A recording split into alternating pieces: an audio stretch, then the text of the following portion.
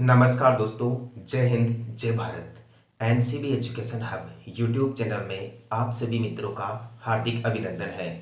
दोस्तों, आज की वीडियो क्लास में हम मुगल बादशाह या मुगल साम्राज्य के अंतिम शासक औरंगजेब के बारे में अध्ययन करेंगे। यह दोस्तों मुगल काल के शासकों की अंतिम वीडियो क्लास है। आइए क्लास प्रारंभ करते हैं। दोस्तों, औरंगजेब के खिलाफ कौन कौन से विद्रोह हुए हैं, उन सभी विद्रोहों की हम सामान्य जानकारी पढ़ेंगे। जैसे सबसे पहले तो राजकुमार अकबर का विद्रोह हुआ। यह अकबर औरंगजेब का बेटा था। दोस्तों, हुआ क्या था, जब राजपूताने में औरंगजेब के खिलाफ विद्रोह किए गए या बगावतें की गई, जैसे मुख्य रूप से राजपूताना में मारवाड़ रियासत और मेवाड़ रियासत, इन दोनों रियासतों के शासकों ने मिलकर औरंगजेब के खिलाफ एक बड़ा अभियान बनाया था या एक बड़ा गुट बनाया था। उस गुट का नाम था राठौड़ सिसोदिया गुट। राठौड़ों में तो मारवाड़ रियासत के राजा शामिल थे और सिसोदिया में मेवाड़ रियासत के राजा शामिल थे। जैसे उदाहरण के लिए राठौड़ रियासत का नेतृत्व कर रहे थे दुर्गादास राठौड़ और अजीत सिंह। अजीत सिंह उस समय मारवाड़ के उत्तराधिकारी राजा बनने वाले थे, लेकिन औरंगजेब ने इनको राजा नहीं माना, इसलिए अजीत सिंह औरंगजेब के खिलाफ हो गए। और मेवाड़ के महाराणा जो राज सिंह है, उन वो क्यों औरंगजेब से शत्रुता हो गई, क्यों औरंगजेब से दुश्मनी हो गई, क्यों मेवाड़ के महाराणा राज सिंह ने औरंगजेब के खिलाफ बगावत प्रारंभ कर दी, और क्यों औरंगजेब और मेवाड़ के महाराणा राज सिंह के रिश्तों में अनबन आ गई, कटुता आ गई, ये सारी जानकारी मैंने आपको कल की वीडियो क्लास में विस्तार पूर्वक समझा दी है। इसलिए मेवाड़ की तरफ से तो थे महाराणा राज सिंह और मारवाड़ की तरफ से थे दुर्गादास राठौड़। इन्होंने मिलकर एक गुट बनाया था, राठौड़ सिसोदिया गुट, और यह गुट औरंगजेब के खिलाफ कार्य करता था और औरंगजेब की जितने भी जो अभियान होते थे उनको विफल बनाने का कार्य करता था। तो इस गुट को समाप्त करने के लिए औरंगजेब ने अपने बेटे अकबर को भेजा भाई राजपूताना में, लेकिन अकबर का तो यहां आके खुद का मन बदल गया। अकबर मेवाड़ के महाराणा राज सिंह और अजीत सिंह राठौड़ से इतना प्रभावित हुआ कि वो खुद अपने पिता के खिलाफ हो गया। अकबर भी अपने पिता के खिलाफ हो गया और वो खुद इस गुट में आके शामिल हो गया। दोस्तों, गुट के बारे में ऐसा कहा जाता है कि राठौड़ सिसोदिया गुट ज्यादा समय तक चला नहीं भाई। नहीं चलने का सबसे बड़ा कारण यह है कि सिसोदिया गुट के प्रमुख नेतृत्वकर्ता मेवाड़ के महाराणा राज सिंह का 1680 ईस्वी में देहांत हो जाता है या उनकी मृत्यु हो जाती है। जैसे ही राज सिंह की मृत्यु होती है, राठौड़ सिसोदिया गुट भी समाप्त हो जाता है। अब यहां दोस्तों जो अकबर है ना, अकबर यहां से निकल जाता है दक्षिण भारत की ओर, और दक्षिण भारत में जाके शिवाजी के बेटे संभाजी के पास शरण लेता है ये अकबर। अब जो औरंगजेब है वो अपने बेटे को मारना चाहता है, क्योंकि बेटे ने ही पिता के खिलाफ विद्रोह कर दी, तो औरंगजेब ने यह बात ठान ली थी कि अकबर को किसी भी हालत में मरना होगा, उसे रास्ते से हटाना ही होगा, वरना वो फिर आगे चलकर मेरे सामने कोई नई मुसीबत बन के पैदा होगा। तो औरंगजेब ने क्या किया, दक्षिण में सेना भेजी भाई। दक्षिण में जब राजकुमार अकबर संभाजी के पास में शरण ले रहा था, तो फिर यहां से तो ये भाग गया। दक्षिण में जब अकबर ने अभियान भेजे तो यहां से अकबर भाग गया और यहां से पर्सिया भाग गया। ये पर्सिया मतलब ईरान भाग गया। अब पीछे से क्या किया, औरंगजेब ने संभाजी को भी मृत्युदंड दे दिया और कवि कलश को भी मृत्युदंड दे दिया। ये संभाजी के दरबार का कवि था, कलश नाम का व्यक्ति। इन दोनों को औरंगजेब ने मौत के घाट उतार दिया भाई, या औरंगजेब ने इन दोनों की हत्या करवा दी 1689 ईस्वी में। अब औरंगजेब ने संभाजी और कवि कलश को क्यों मार दिया? सीधा सी तार्किक सी बात है दोस्तों, क्योंकि संभाजी और कवि कलश ने राजकुमार अकबर को शरण दे दी थी, और ये राजकुमार अकबर अपने पिता औरंगजेब के खिलाफ कार्य कर रहा था। तो सीधी सी बात है, संभाजी और कवि कलश भी औरंगजेब के खिलाफ कार्य कर रहे थे। तो जिस प्रकार की शत्रुता औरंगजेब के लिए अकबर के प्रति थी, वैसे ही शत्रुता संभाजी और कवि कलश के प्रति थी। इसलिए औरंगजेब ने संभाजी और कवि कलश को भी मार दिया और वो अकबर को भी मारना चाहता है।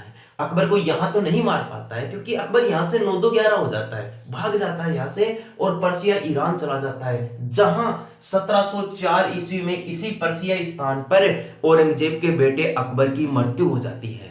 और औरंगजेब के सामने की जो बड़ी मुसीबत है ना, यह हमेशा हमेशा के लिए टल जाती है।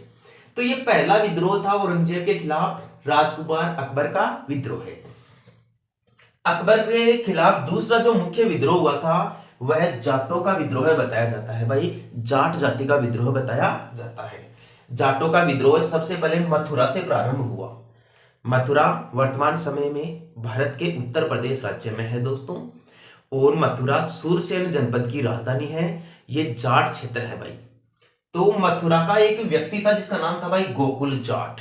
क्या नाम था? गोकुल जाट। तो मथुरा में गोकुल जाट ने सबसे पहले 1669 ईस्वी में औरंगजेब के खिलाफ अभियान प्रारंभ किया, या औरंगजेब के विरुद्ध विद्रोह शुरू किया, या औरंगजेब के खिलाफ बगावत शुरू की। किसने भाई? गोकुल जाट ने। कब? 1669 ईस्वी में। कहां से? मथुरा से। यहां औरंगजेब का जो सेनापति था उसका नाम था भाई अब्दुल नबी। क्या नाम था? अब्दुल नबी। ऐसा बताया जाता है कि औरंगजेब की तरफ से अब्दुल नबी इस युद्ध में जीत जाता है, या गोकुल जाट को पराजित कर देता है। यह भी बताया जाता है कि इस विद्रोह के दौरान या इस लड़ाई के दौरान गोकुल जाट मारा जाता है, या गोकुल जाट को मार दिया जाता है। तो जाटों का ये जो पहला विद्रोह था औरंगजेब के खिलाफ, यह असफल माना जाता है। दूसरा विद्रोह देखिए, दूसरा विद्रोह औरंगजेब के खिलाफ जाटों की तरफ से 1686 ईस्वी में प्रारंभ किया गया दोस्तों। 1686 ईस्वी में दो जाट नेताओं ने औरंगजेब के खिलाफ बगावत कर दी फिर से। एक का तो नाम था राजा राम जाट, और एक का नाम था रामचेला जाट। यहां ऐसा बताया जाता है कि 1686 ईस्वी में इस राजा राम जाट ने सिकंदरा में स्थित अकबर के मकबरे को लूट लिया। अकबर के मकबरे को लूट लिया, और ऐसा बताया जाता है कि राजा राम अकबर के जो सिकंदरा में स्थित इसका मकबरा था उसमें घुस जाता है, और उसमें से अकबर का जो समाधान है ना उस शव को निकाल देता है और उसको जला देता है। मतलब उसको मतलब कि हिंदू रीति से मतलब उसका दाह संस्कार कर देता है। ऐसे व्यक्ति का क्या नाम था भाई? राजा राम जाट था, जिसने 1686 ईस्वी में ऐसा किया। तो यहां से दो सवाल बन सकते हैं। पहली बात, अकबर का मकबरा कहां स्थित है? सिकंदरा में है भाई। अकबर का मकबरा कहां पर है? सिकंदरा में। दूसरी बात कि सिकंदरा में स्थित अकबर के मकबरे को लूटने वाला जाट शासक कौन था भाई? जाट राजा राम था। ठीक है। अब इसी दौरान राजा राम जाट की मृत्यु हो जाती है भाई 1688 ईस्वी में। कुछ समय पश्चात राजा राम जाट जो औरंगजेब का विद्रोही था उसकी मृत्यु हो जाती है 1688 ईस्वी में। राजा राम जाट के बाद में दोस्तों ये जो चूड़ामन जाट है ना, चूड़ामन जाट, इसने औरंगजेब के खिलाफ विद्रोह जारी रखा, विद्रोह प्रारंभ रखा। क्वेश्चन आपसे पूछ ले गए कि गोकुल जाट, राजा राम जाट और रामचला जाट के बाद में औरंगजेब के खिलाफ विद्रोह किसने जारी रखा था भाई? चूड़ामन जाट ने विद्रोह जारी रखा था। अगला नेक्स्ट विद्रोह देखिए। नेक्स्ट विद्रोह है दोस्तों सनातनियों का विद्रोह है। औरंगजेब के खिलाफ ये सनातियों का विद्रोह 1672 ईस्वी में प्रारंभ किया गया भाई। सनातीय कौन होते थे? नारनौल हरियाणा के वैरागी प्रवृत्ति के, नारनौल हरियाणा के वैरागी प्रवृत्ति के जो लोग थे, साधु संत सन्यासी प्रवृत्ति के जो लोग थे, और जो गृहस्थ जीवन से कोई लेना देना नहीं रखते थे, ऐसे जो लोग थे उन्हें सनातियों के नाम से जाना गया। इन सनातियों का नेता था भाई वीरभान। क्या नाम था? वीरभान। और वीरभान को पराजित करने का जो कार्य किया औरंगजेब की तरफ से, वो किया राजा बिसलदास ने। तो सवाल पूछा जा सकता है कि औरंगजेब के विद्रोह करने वाले सनातियों का विद्रोह जो हुआ था उसका दमन किसने किया था? उसका दमन किया था राजा बिसलदास ने। सनातियों का प्रमुख नेता कौन था? वीरभान। सनाती कहां के थे? ये नारनौल हरियाणा के वैरागी प्रवृत्ति के लोग थे।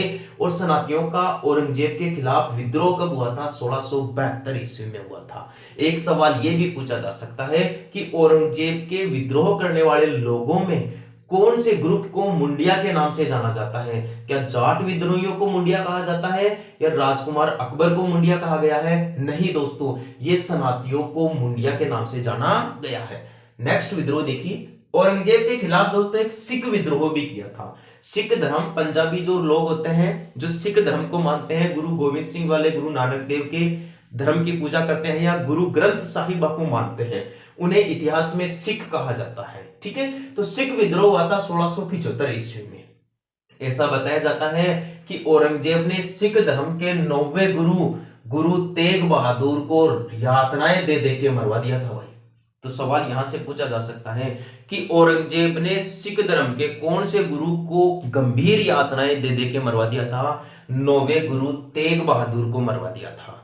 यह सवाल यहां से तेग बहादुर से भी पूछा जा सकता है कि वह मुगल बादशाह कौन था जिसने सिख धर्म के 9वें गुरु तेग बहादुर को यातनाएं दे दे के मार दिया था। उसका नाम था भाई औरंगजेब। क्या नाम था? औरंगजेब। और एक और गुरु के बारे में आपसे सवाल पूछा जा सकता है जो मुगलों से ही जुड़ा हुआ है। सिख धर्म के 5वें गुरु थे भाई अर्जुन देव। कौन थे? अर्जुन देव। तो गुरु अर्जुन देव को यातनाएं दे देकर या गुरु अर्जुन देव को फांसी किसने दे दी थी भाई? मुगल बादशाह जहांगीर ने दे दी थी। किसने दे दी थी? जहांगीर ने। क्यों? क्योंकि जो जहांगीर था ना, जहांगीर के विरुद्ध विद्रोह किया था उसके बेटे खुसरो ने, और खुसरो को शरण दे दी थी गुरु अर्जुन देव ने। तो जहांगीर ने क्या किया? पंजाब में जाकर गुरु अर्जुन देव को फांसी पर लटका दिया था। तो दोनों का ध्यान रखना कि औरंगजेब ने तो किस गुरु की हत्या की थी? 9वें गुरु तेग बहादुर की। और जहांगीर ने कौन से गुरु की हत्या की थी? 5वें गुरु अर्जुन देव की। शाहजहां की दक्षिण नीति देखिए दोस्तों। वैसे ऐसा बताया जाता है कि शाहजहां क्या? औरंगजेब की दक्षिणी नीति देखिए। ऐसा बताया जाता है कि औरंगजेब की दक्षिणी नीति दोस्तों असफल मानी जाती है। औरंगजेब की दक्षिणी नीति कैसी रही? असफल मानी जाती है। असफल होने का प्रमुख कारण क्या है? ऐसा बताया जाता है कि दक्षिण में 3 शक्तियां थी। दक्षिण में औरंगजेब के खिलाफ कितनी शक्तियां थी भाई? 3 शक्तियां थी। एक तो थी बीजापुर, एक थी गोलकुंडा और एक थे मराठा। 1686 ईस्वी में सबसे पहले औरंगजेब ने बीजापुर पर आक्रमण किया। दोस्तों खुद औरंगजेब गया था दक्षिण के अंदर। ऐसा बताया जाता है कि जब औरंगजेब ने पहले अभियान भेजे थे दक्षिण भारत में जीतने के लिए, दक्षिण भारत पर विजय प्राप्त करने के लिए, उसके सारे अभियान तो असफल हो गए। तो खुद औरंगजेब को दक्षिण भारत जाना पड़ा भाई। तो औरंगजेब गया दक्षिण भारत में। 1686 ईस्वी में इसने पहली बार बीजापुर पर आक्रमण किया। बीजापुर वर्तमान समय में भारत के कर्नाटक राज्य में है। और बीजापुर के शासक सिकंदर आदिल शाह को इसने बंदी बना लिया। और ये जो बीजापुर है ना, इसको अपने मुगल साम्राज्य में मिला लिया भाई। सवाल पूछ लिया जाए कि औरंगजेब ने बीजापुर पर आक्रमण कब किया था? 1686 ईस्वी में। इस समय बीजापुर का शासक कौन था? सिकंदर आदिल शाह, जिसको औरंगजेब ने पराजित किया और इसे बंदी बना लिया। और इस प्रकार औरंगजेब ने बीजापुर को अपने अधीन किया। औरंगजेब का दक्षिण में दूसरा आक्रमण 1687 ईस्वी में गोलकुंडा राज्य में हुआ भाई। गोलकुंडा वर्तमान समय में भारत के आंध्र प्रदेश राज्य में है। 1687 ईस्वी में गोलकुंडा का शासक था अबुल हसन। कौन था भाई?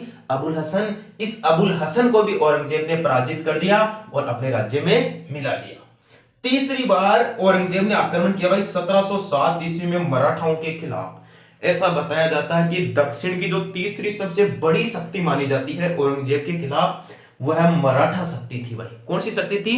मराठा शक्ति। औरंगजेब इस मराठा शक्ति के सामने झुक गया भाई, असफल हो गया। ऐसा बताया जाता है कि अहमदनगर में औरंगजेब मराठाओं के खिलाफ युद्ध कर रहा था, लड़ाई कर रहा था। और यही इसी अहमदनगर में औरंगजेब की मृत्यु हो गई, औरंगजेब का देहांत हो गया। तो दोस्तों यहां औरंगजेब के लिए एक कथन कहा जाता है या एक कहावत गढ़ी गई है कि जिस प्रकार नेपोलियन के लिए स्पेन नासूर बन गया, उसी प्रकार औरंगजेब के लिए दक्षिण नासूर बन गया। ये जो नेपोलियन है ये फ्रांस का शासक था। तो ये औरंगजेब की तरह नेपोलियन भी दोस्तों पूरे यूरोप में, लगभग ज्यादातर यूरोप में अपनी आधिपत्य जमाना चाहता था। तो नेपोलियन मात कहां खा गया भाई? स्पेन में आके मात खा गया। ऐसे ही जो औरंगजेब है, औरंगजेब दोस्तों पूरे भारत के अंदर कईयों को हराकर मतलब कि अपना साम्राज्य स्थापित करने में सफल रहा था। या तो डायरेक्ट कोई अधीनता स्वीकार कर लेता था या फिर उसको किसी भी तरीके से श्याम दंड भेद के से भी अपने साम्राज्य में मिला लेता था। लेकिन दक्षिण में आकर मराठाओं के सामने तो औरंगजेब को घुटने टेकने पड़े। और इसीलिए औरंगजेब के लिए दक्षिण भारत की जो नीति है वह नासूर बन गई, मतलब इसको यह प्राप्त नहीं कर सका। तो ध्यान रखना, पूछ लिया जाएगा कि यह कहावत किसके लिए कही गई है कि जिस प्रकार नेपोलियन के लिए स्पेन नासूर बन गया था, उसी लिए किस मुगल बादशाह के लिए दक्षिण का मराठा राज्य नासूर बन गया भाई? औरंगजेब के लिए बन गया। ये थे दोस्तों औरंगजेब के बारे में सामान्य जानकारियां। अब दोस्तों आप औरंगजेब के बाद में कौन कौन मुगल बादशाह बने हैं उनके बारे में भी एक बार साधारणतः देख लीजिए, क्योंकि यहां से भी क्वेश्चंस पूछे जाते हैं। यहां पर दोस्तों अपना मुगल साम्राज्य समाप्त हो जाता है, यानी मुगल वंश के जो जितने भी शासक हैं, जैसे हमने इसके अंदर बाबर पढ़ा, हुमायूं पढ़ा, उसके बेटे अकबर के बारे में, फिर जहांगीर, शाहजहां और औरंगजेब के बारे में पढ़ा है। तो ये तो थे मुगल बादशाह, इनके बारे में तो हमने ध्यान से विस्तार पूर्वक पढ़ लिया है। अब इसके अलावा बच गए औरंगजेब के बाद में कौन कौन मुगल बादशाह बने थे, इनके बारे में मैं आपको अभी बता देता हूं।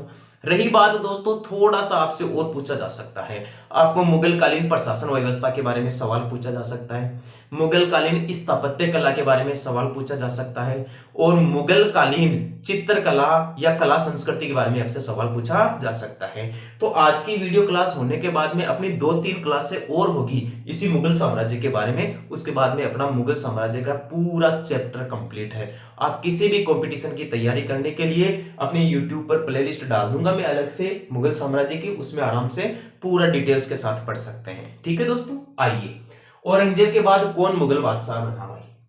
औरंगजेब के बाद बना बहादुर शाह प्रथम। 1707 में जब औरंगजेब की मृत्यु हो गई तब यह शासक बना, मुगल बादशाह बना, और 1712 ईस्वी तक रहा।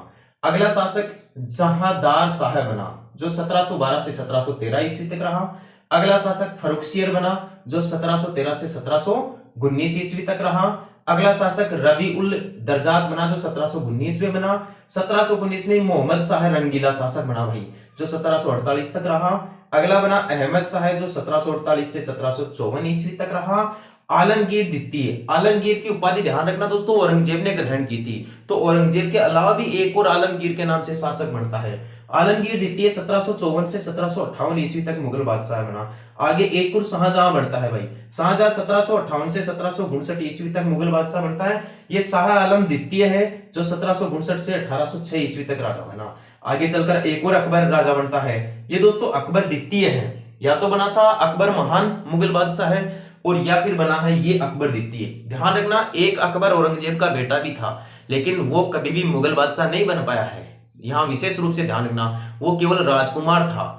जब औरंगजेब की मृत्यु हो जाती तो क्या पता यदि अकबर जिंदा होता तो शासक बन सकता था, लेकिन औरंगजेब के जीते जी ही राजकुमार अकबर तो मर गया था यहां पर्सिया के अंदर, पर्सिया ईरान में 1704 ईस्वी में। ठीक है, तो ये औरंगजेब का बेटा जो राजकुमार अकबर था वह कभी बादशाह नहीं बना। जो दूसरा अकबर माना जाता है वो इसे माना जाता है 10वें शासक को औरंगजेब के बाद, जो 1806 से 1837 ईस्वी तक मुगल बादशाह रहा। अंतिम मुगल बादशाह बहादुर शाह जफर था भाई, ये इसे बहादुर शाह द्वितीय कहते हैं, जफर द्वितीय, जो 1837 से 1857 ईस्वी तक बना। यहाँ दोस्तों 1857 की क्रांति हो जाती है, अंग्रेजों का नया कानून आ जाता है और भारत में मुगल सम्राट या मुगल बादशाह का पद समाप्त कर दिया जाता है। तो दोस्तों यदि आपको मेरे द्वारा दी गई ये जानकारी अच्छी लगी है या आपको पसंद आई है तो अपने YouTube चैनल को लाइक, शेयर और सब्सक्राइब जरूर करें। ठीक है दोस्तों, आज के लिए इतना ही, कल फिर मिलेंगे इसी वक्त, इसी टाइम, इसी अपने YouTube चैनल पर। जय हिंद, जय भारत, धन्यवाद।